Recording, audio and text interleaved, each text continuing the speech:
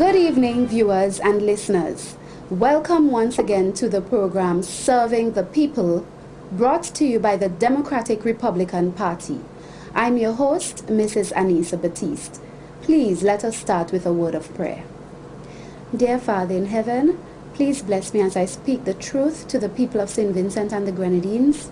May their hearts be enlightened, and may we see clearly as we make decisions to bring about genuine change in our country's governance.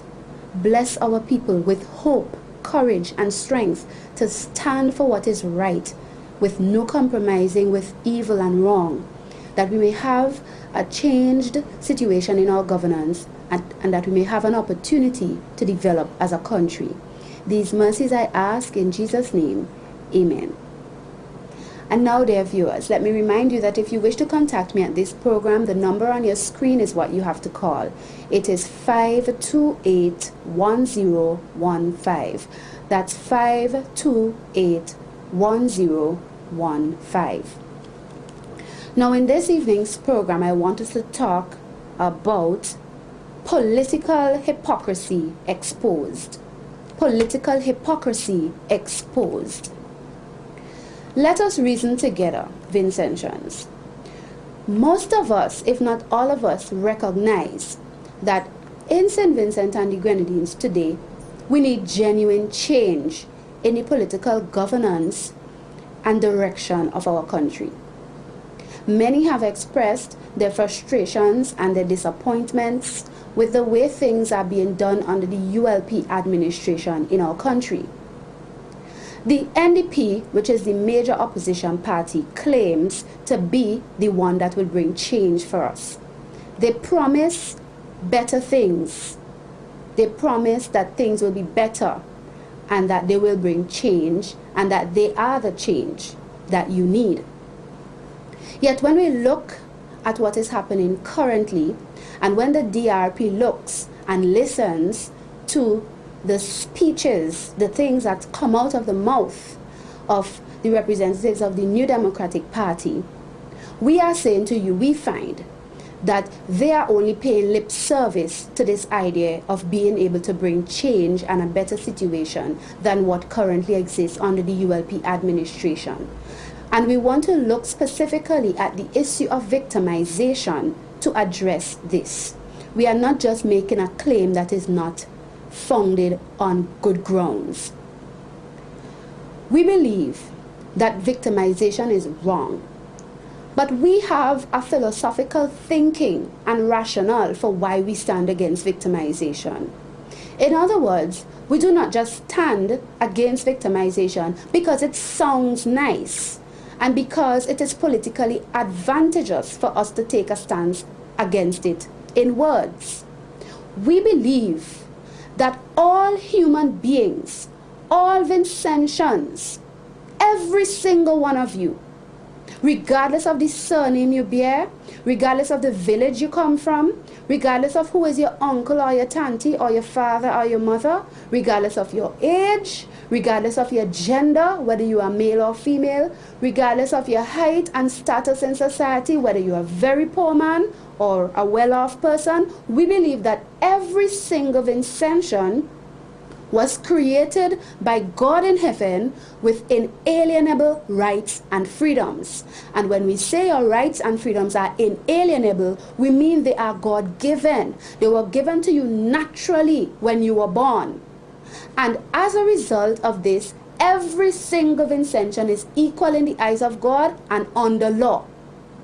And we believe, therefore, that your rights and your freedoms are inviolable. They must not be violated. We believe as a political party, the DRP, Democratic Republican Party, that the essential and most important role of government is to protect the rights and freedoms of the people which are given by God. We do not believe that rights and freedoms are something that government gives to you at their pleasure and so they can take it away at their leisure. We do not believe that rights and freedoms can be created by the stroke of a pen in a parliament, but we believe that you are born naturally with rights and freedoms. and that the role of government is in service to the people to protect those rights and freedoms, to ensure that those rights and freedoms given by God are protected. This is at the root of our political party. And because we believe this, you would have seen from my own existence and my practice and my custom as an individual, Anissa Batiste, since in the days of my fighting against the Constitution Bill 2009, you would have seen that I don't mix matters when it comes to the issue of victimization and rights and freedoms. If the ULP government is wrong about something, I have said they are wrong. Similarly, where the NDP party was wrong about something, I have stood on my convictions with courage and strength and said they were wrong, even though in both cases I was politically victimized. I say this to you because what we are seeing in our country today is we have one political party in government who is practicing political victimization. I mean, there are many examples of that over the years.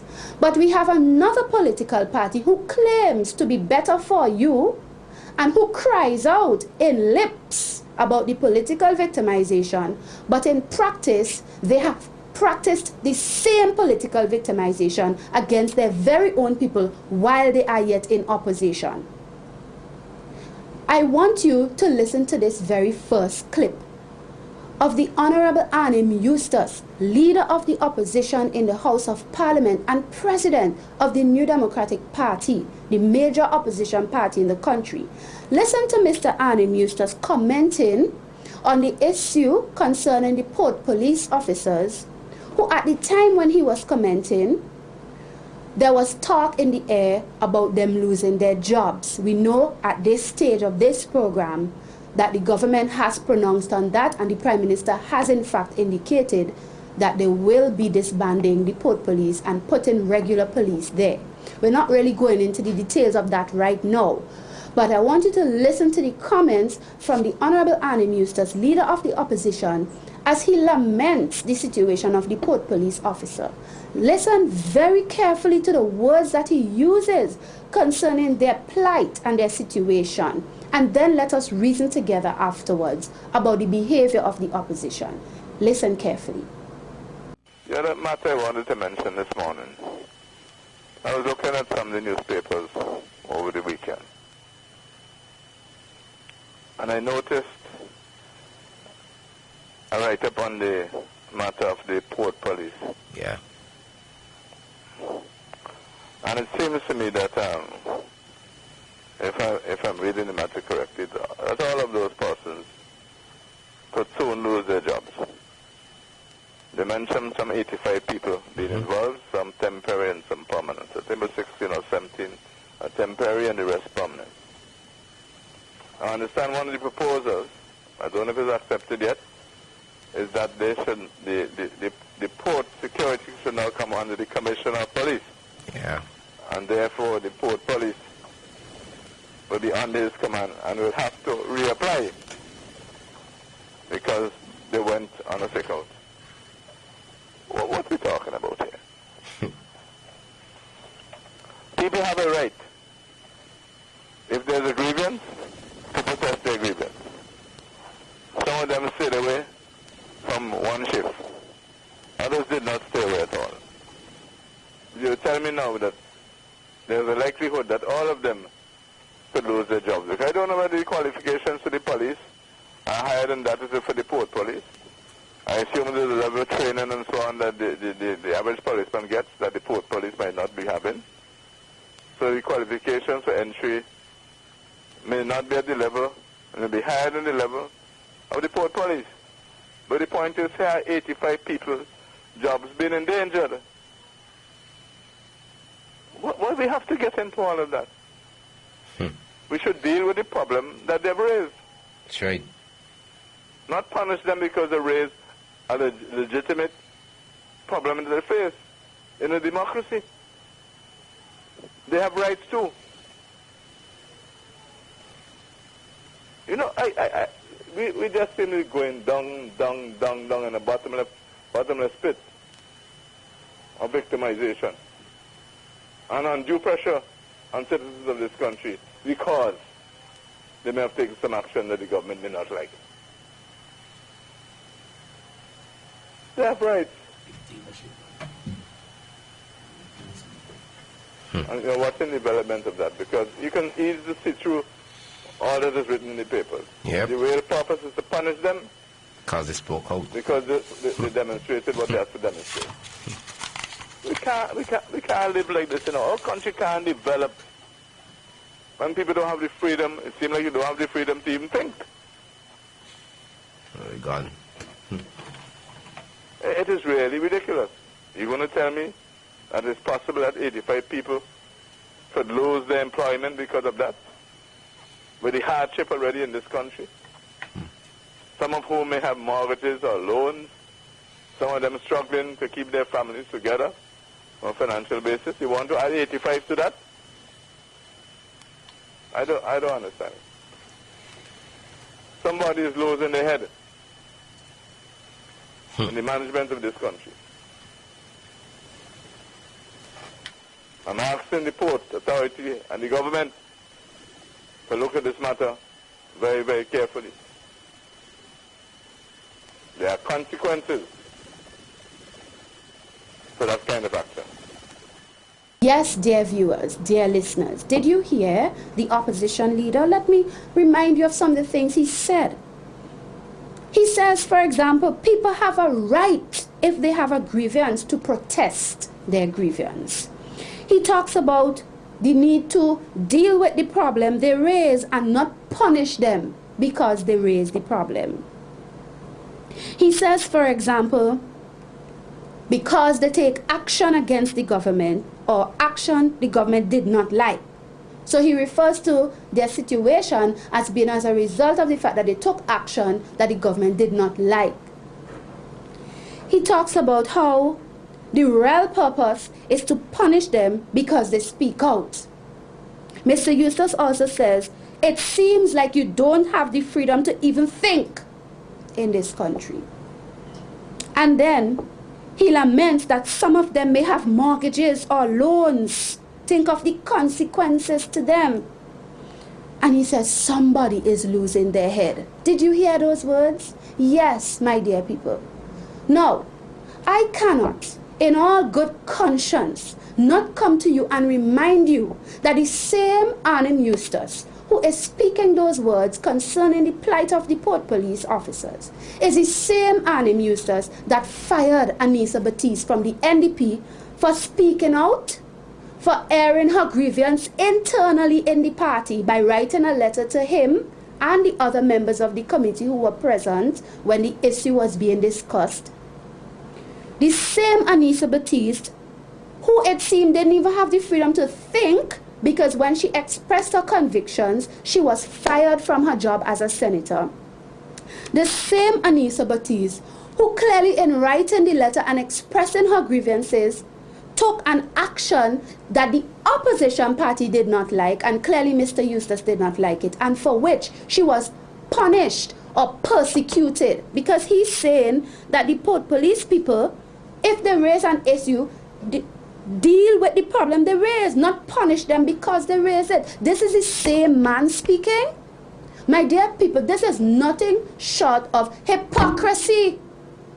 Yes, it is hypocritical for the Honorable Arnim Eustace to be pretending to be so concerned about Port Police officers losing their jobs for the very thing of speaking out, which Anissa Batiste did in the NDP. Even though I didn't even go public, I wrote an internal letter to members of the party who were privy to the issue, and I expressed my views. I highlighted the issues. I gave evidence for grounds upon which I stood in terms of my position. And what happened to me? I was unceremonially dismissed from my job with not even a thank you for your services in the letter from the opposition leader.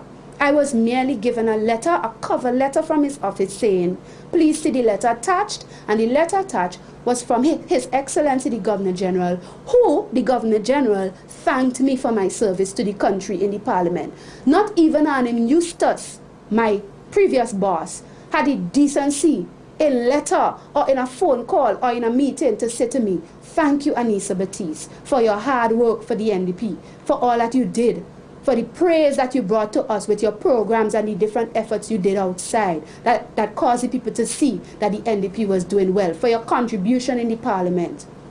It was sometimes subsequently, as if he was probably pinched and reminded that he should say thank you, that he said it on the radio. No, my dear people, this is not good enough. This is not change that you can trust. Because if an opposition party leader, while they are in opposition, could fire, punish, persecute their own members for simply speaking out and being critical of their own policy, what will they do if they get a chance to be in the government? Yes, it is true. The ULP government has victimized many people, and it is wrong. I will never tell you it is right the ULP has victimized. But remember, we know the ULP victimizes, but the opposition ain't even reaching the government yet, and they are victimizing too. And they have the audacity, they don't even have any shame to be afraid to let any talk come from their mouth about victimization when they have done the same to their own people. But don't take it from me. Listen to the next clip of Mr. Eustace again, speaking about this time the case of Mr. Otto Sam. And in reflecting on the issue of Otto Sam, listen to the things that he has to say in lamenting Mr. Sam's victimization as he sees it. Listen carefully to what he has to say and think about the situation of Anissa Batiste just over a year ago and what the NDP did to her. Listen carefully, dear people. I see that Otto Sam has been sent to work in papers. Yes. Or is mashing papers. When are we going to stop this? When are we going to stop this constant victimization of persons who have the courage and the strength to speak out and stand by their convictions and not be cowered into oblivion? When are we going to have it? You know, our development process must of necessity require people who question. Otherwise we can never approve or improve. And that's not just for social matters. Those also impact on economic matters. In the same way you might want to squeeze a port police, the economic consequences that he doesn't have any job afterwards. And all that could impact on the economy, it impacts on business, and it impacts on their personal lives. Why are we prepared to accept that kind of behavior? Why are we? Are we all cowered now?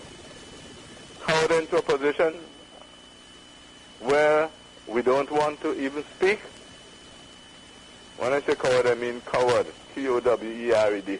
Coward into a position we don't even want to speak.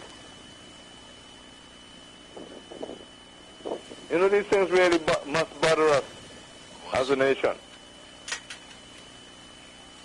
You know, we're supposed to be an independent nation for some odd 30 years. And that is how we continue to operate. Do better than that, man. I'm sure we can do better than that. I am sure the people of St. Vincent and Grenadines deserve better than that. You know, sometimes it seems to me all we have is a plate of worries brought on by an administration that has lost its way. And it's time for them to go. Yes, dear listeners, dear viewers, you heard it for yourself. And I have the article that was produced, a story that was done by Eyewitness News blog that is managed by Mr. Kenton Chance, and it's called Eustace Condemns Dismissal of Otto Sam, and I'm quoting from it. When will the victimization of persons who stand by their convictions and speak out end? That is the question that opposition leader Arnim Eustace asked on Tuesday in the wake of the firing of outspoken public servant Otto Sam last week after Sam's 33 years of service to the nation. I quote another portion of the article. And this time, Kenton is quoting Mr. Eustace, and it says, and I quote, "I see that Otto Sam has been sent his walk-in papers or his marching papers. When are we going to stop this? When are we going to stop this constant victimization of persons who have the courage and the strength to speak out and stand by their convictions and not be cowered into oblivion?" End of quote, Eustace said on his New Democratic Party's radio program. Did you hear that, my dear people? Did you really hear the words coming out of Mr. Eustace's mouth? When will we stop this constant victimization of persons who have the courage and the strength to speak out and stand by their conviction? I remember in my letter, when I expressed to Mr. Eustace why the policy was wrong, I said, here I stand, I can't do no other. These are my convictions. This is the proof I have. Nobody could show the proof that I showed was wrong, but I was fired for it, and I was called downright rude and disrespectful by the Vice President of the New Democratic Party, Mr. Leacock. How is it I was not rude and disrespectful when I spoke out in newspaper articles, television programs, and radio programs against the policy of the ULP on the Constitution Bill while a public servant?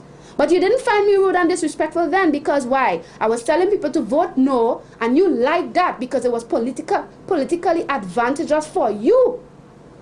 And the vote no won, and I am glad it did, because that constitution had dangerous things in it, and we were not given a chance to really say we could keep this and do away with that portion in it. It was either all or nothing. But you didn't find a problem then with me standing on my conviction and being brave and having courage to speak out as a public servant. You said it was victimization. Yet when I spoke out with courage inside the meeting and in the letter to you and told you your policy was wrong, you victimized me just the same by firing me from my job. The Port police officers have mortgages. I'm sorry for those who will be in problems because they're losing their jobs. But I have mortgage too. I had mortgage too. I had to sell my land, dear people. I'm not afraid to tell you. Because Mr. Eustace put me on the breadline, $0. For why? For speaking my convictions. Those of you who think it's not the same thing, it is the same thing. For speaking my convictions, I did not lie against anybody's character. I did not destroy NDP property. I did not steal from them. I did no evil. I simply spoke about things that were wrong in the party and why they needed to be addressed. And I resisted an unfair and unjust policy that was trumped up to try to get rid of certain persons. That is the facts. And I did it internally. I didn't write any letter in the paper. Somebody leaked my letter to the paper for mischief. But alas, I was put on the breadline. A young 32-year-old woman, at the time 31, a young woman, youthful, with plenty energy and plenty qualifications. And a woman of the weaker vessel, with a young married family, just 4 years into marriage, going into 5 at the time. You didn't think about my mortgage. You didn't think I have loans to pay. You didn't think how it will affect me being able to pay my bills. You didn't care about that. But suddenly you care about 80-something Port police officers and Mr. Otto Sam. You're being a hypocrite. You're pretending. And that is not fair to Vincentians, because Vincentians deserve the truth. They deserve politicians who don't only pay lip service to their stance against victimization, but who genuinely mean it when they say it. And you can tell they mean it because you see it in their example by how they treat everybody. Why does it seem with the NDP that it's only victimization if the person was speaking out against the government and they lost their job? What about when they speak against you, the NDP? When you fire them, is it a blessing? It's not victimization then? Come on, shame on you, Mr. Eustace. And you are saying that the ULP government needs to go because of this? You need to go too. You, Mr. Eustace, you need to be fired from your job as opposition leader. You need to resign. And I will campaign against you and the NDP, because the people of this country deserve the truth. They deserve a good example, not hypocrisy. Because all we will end up with is a scenario where we move one and we put the same thing there or even worse. But we don't deserve that. if change must come, and it must, I believe it is necessary, it must be genuine change, my dear people. Don't make anybody fool you. Don't make them take advantage of your desperation. You see the wrongs going on in the ULP, you're tired of it, you want to be released from that, and fair enough. But don't make them take advantage of your desperation and give you a 6 for a 9. Because in fact, the NDP will do no differently. And that is evidenced by their example of how they are treating their very own. Look, we know the other day, the Honorable Annie Musa fired his secretary.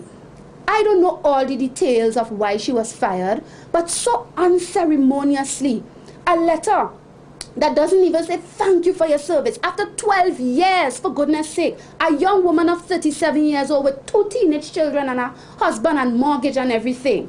That is how you treat people? You don't even have the decency after 12 years to call her aside and sit her down and say why you have to fire her, say what is the reasons, say why you think you are justified. She doesn't deserve even that.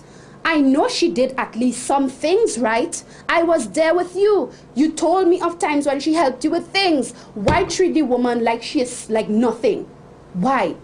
These things ought not to be so. That is not how you treat people, even if you disagree with them or you have reason to want to part relationship with them. That is not the way you behave. It is not statesmanlike. It is very low down in behavior. It is not nice at all. And that is not how you treat people. If you say you believe that their rights and freedoms come from God, they at least deserve the respect of their rights and freedoms. And I am saying to you, dear people, I am not going to mix and mince words with you. I am not going to play the hypocrite with you. My behavior and my work in politics has shown consistency. If the ULP is wrong, I will tell you they are wrong. Similarly, if the NDP is wrong, I will tell you they are wrong. Because I believe that you have rights and freedoms, you Vincentians, that ought to be respected. And I believe that you deserve to know the plain and the whole truth. I believe that you deserve to be treated with respect and accountability. I don't believe in trying to fool you and pretending to you. The other things that are said in that clip by Mr. Eustace shows that he's lamenting, oh, they wouldn't have a job after. Why are we doing this in this country? You weren't concerned that Anissa Batiste wouldn't have a job after? You weren't concerned that her family would be affected? How do you know that some of those Port Police officers you pretend to care so much about aren't my family members? Do you know that? The thing about it is, my dear people, we need genuine change in St. Vincent and the Grenadines. And this is why I will expose political hypocrisy. Young people, women, think about what was done to me. I am a woman. I am a young person. It could be you. It could be your family member. Do not trust the NDP when they open their mouth and speak about victimization. They have treated their own very badly. Some of the people in the NDP right now, they know what I'm saying is true, but they're just only too afraid to say it. But you deserve genuine change that the DRP can bring. Give us a chance. I will make sure my team is educated into the importance of the rights and freedoms of the people, and I will ensure that my team does not engage in behavior that victimizes people, regardless of who you are. And if it happens, I will be open and transparent and accountable enough to come to you and to put matters right and explain to you. Because I know sometimes a prime minister or leader may not be able to have total vision and control over every last thing that a minister or somebody else does. But at least if it does and it comes to my attention as prime minister, I will deal with it and I will ensure that the people are respected. Because you have rights and freedoms that come from God and you deserve respect. May God bless you. May we be true. May we be honest. May we be fair.